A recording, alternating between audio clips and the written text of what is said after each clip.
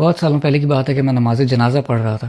نماز ظہر کی بات تھی. گراؤنڈ میں نماز جنازہ ہو رہا تھا. گرمی بہت زیادہ تھی اور نیچے کوئی صف نہیں تھی. زمین بہت گرم تھی. تو میں نے اپنی جوتیوں پہ نماز پڑھنا شروع کر دی. تو مجھے ایک حضرت میرے ساتھ کھڑے ہوئے تھے اور انہوں نے مجھے بہت کنسیڈریٹ مینر میں یہ بولا کہ جوتیوں کے اوپر نماز نہیں ہوتی, آپ ہی جوتیاں اتار دو.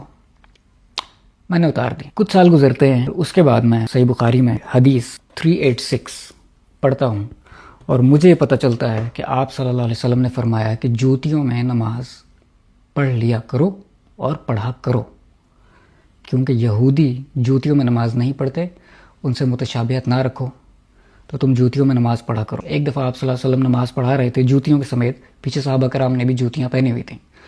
آپ صلی اللہ علیہ وسلم نے جوتیاں نماز کے دوران ہی اتار کے سائڈ پہ کر دیں. صحابہ کرام نے بھی اتار دیں. نماز کے بعد آپ صلی اللہ علیہ وسلم نے پوچھا کہ تم نے اپنی جوتیاں کیوں اتار دیں؟ تو صحابہ کرام نے فرمایا کہ کیونکہ آپ نے اتار دی تو ہم نے بھی اتار دی. تو آپ صلی اللہ علیہ وسلم نے فرمایا کیونکہ میرے پاس جبرائیل آئے تھے اور انہوں نے فرمایا تھا کہ میری جوتیوں کے نیچے کچھ گند لگا ہوا ہے, اسی لیے میں نے اپنی جوتیاں اتار دی تھیں. تمہاری جوتیاں اگر صاف ہوں, نیچے ان کے کوئی گند نہ ہو, امپیورٹی نہ ہو, تو تم ان میں نماز پڑھا کرو. آج کے زمانے کے حساب سے جو اس میں جورسپروڈنس ہے وہ یہ ہے کہ کیونکہ مساجد کے اندر کارپیٹس ہیں, فرنیشنگ ہوئی ہوئی ہوتی ہے, تو کوئی پرابلم نہیں ہوتا, تو وہاں آپ جوتیاں باہر ہی اتارا کریں, جوتیوں کے بغیر پڑھا کریں.